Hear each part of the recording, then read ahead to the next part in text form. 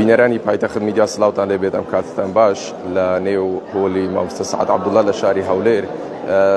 ئەمڕۆ یەکەمین کۆنفرانسی یەکێتی ئافرەتانی کوردستان بڕیار وایە پاشکەمێکی تر دەست پێ بکات کە یەکەمین کۆنفرانسی یەکێتی ئافرەتانە تایبەت بە نیشاندانی ڕۆڵ و کاریگەری و پێگەی ئافرەت لە نێو ئۆرگانەکانی حزب لە نێو دامەزراوە حکوومیەکان بووە ئەمڕۆ بەپێی بەرنامەیەکی کاری داڕێژرا و بڕیارە لە ماوەی بەڕێوەچوونی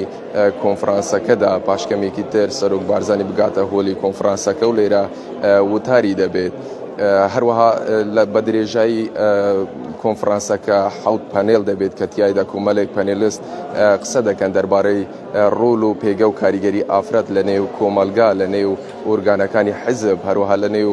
دامەزراوە حکوومیەکان. ئەمە لە کاتێکدایە کە لە ئێستادا بەشێکی زۆر لە دامەزراوە و لە ئۆرگانەکانی حزب پشت بە توانەکانی ئافرەت بەستراوە تا ڕادەیەکی باش کە ئافرەت ڕۆڵی سەرکردە لە نێو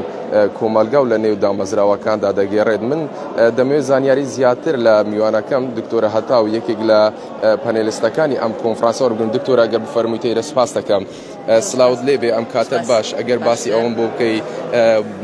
یەکەمین کۆنفرانسی یەکێتی ئافرەتانی کوردستان چۆن هەڵدەسەنگێنی پێت وایە چ کاریگەری دەبێت لە داهاتوودا؟ زۆر سپاس. یەکەمین کۆنفرانسی ئافرەتانی کوردستان بەڕاستی دەرفەتێکی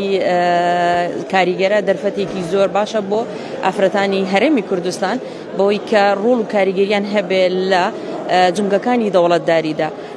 ئەنجامدانی کۆنفرانسی لەو بابەتە دەبێتە دەستپێکێک بۆ لە ڕووی زانستیەوە بزانین ئایا ڕۆڵی ئافرەت، کاریگەریەکانی ئافرەت، ئارێشەکانی ئافرەت لە ناو جنگەکانی حکوومەت و حزبدا لە چه ئاستێکدایە. ئەگەر لە ئاستێکی لەو ئاستەدانیە بتوانین باشتری بکەین، بزانین ئالنگاریەکان لەکوێدان، باشترین چارەسەر بۆ ئەو ئالنگاریانەی یاخود ئەو کێشانەی ئەو گرفتانەی کە ڕوبەڕووی ڕۆڵی ئافرەت دەبێتەوە لە ناو جنگەکانی جا حکوومەت بێ، ڕێخستنەکانی حزب بێ، پەرلەمان بێ، ئەڵێن گشت جنگەکانی دەوڵەتداری هەرێمی کوردستاندا.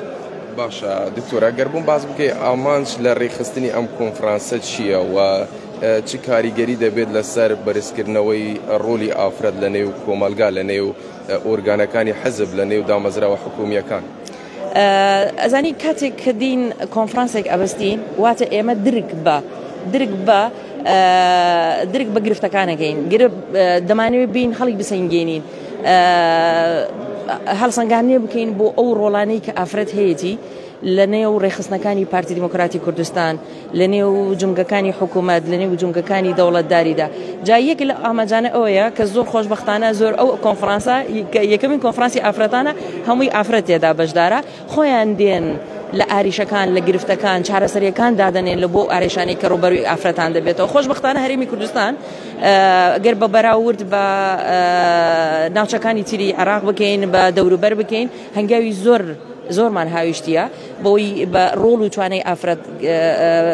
پێگەیاندنی ئافرەت، خستنەگەڕی توانەکانی ئافرەت لە ناو جنگەکانی دەوڵەتداریدا ڕۆڵێکی زۆر باش و کاریگەری هەبووە. هەنگاوی زۆر باش مامڕێوە، بەڵام هێشتا لە ئاستمۆحی ئافرەتانی کوردستان دانیە، ئافرەتانی نێو پارتی دیموکراتی کوردستان دانیە. جا یەکێک لە ئامانجە سەرەکیەکانی ئەم کۆنفرانسە ئەوەیە کە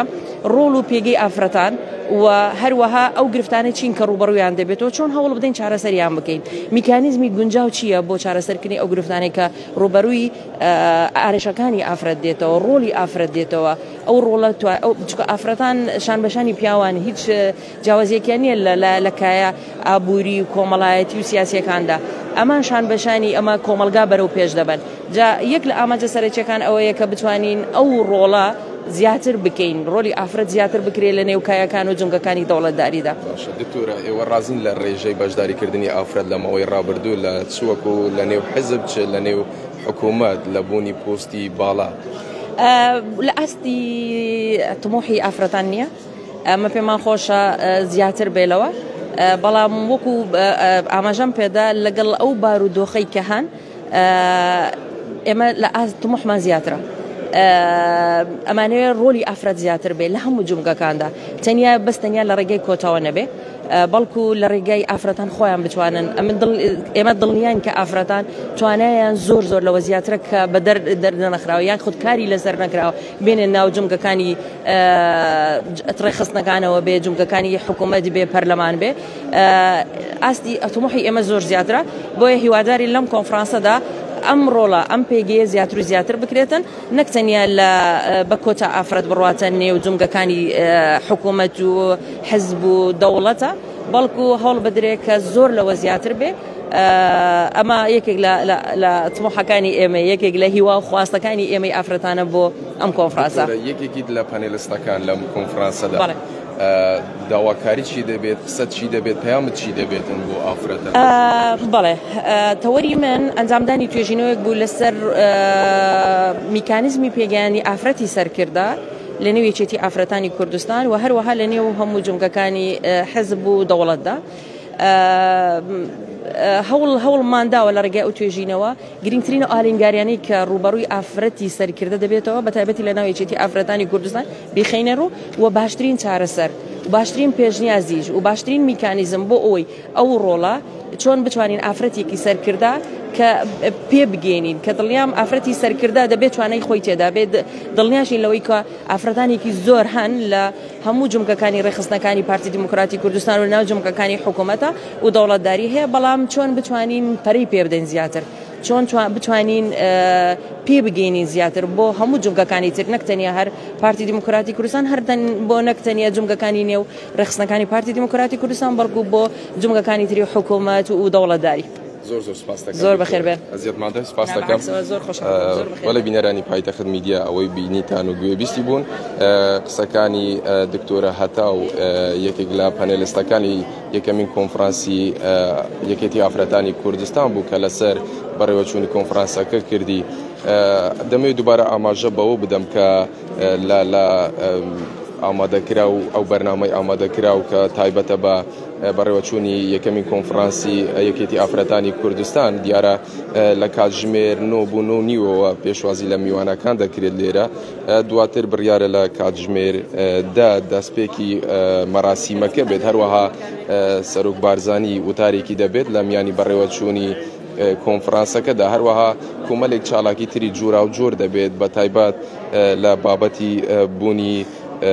چەندین تیپی کچانی دهۆک و شاریا بۆ نمایشی پانۆڕامای ئافرەتان هەڵبات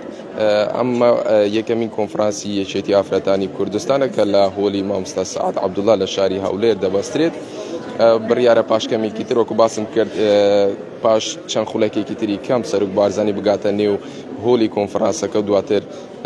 وتارێکی بۆ ئامادەبووان پێشکەش بکات و ئامانج لە ڕێخستنی ئەم کۆنفرانسە وەکو میوانەکەشم باسی کرد نیشاندانی ڕۆڵ و پێگە و کاریگەری ئافرەتە لە نێو ئۆرگانەکانی حزب لە نێو جومگەکانی دەسەڵات لە نێو دامەزراوە حکوومیەکان بە شێوەیەکی گشتی دەیانەوێت زیاتر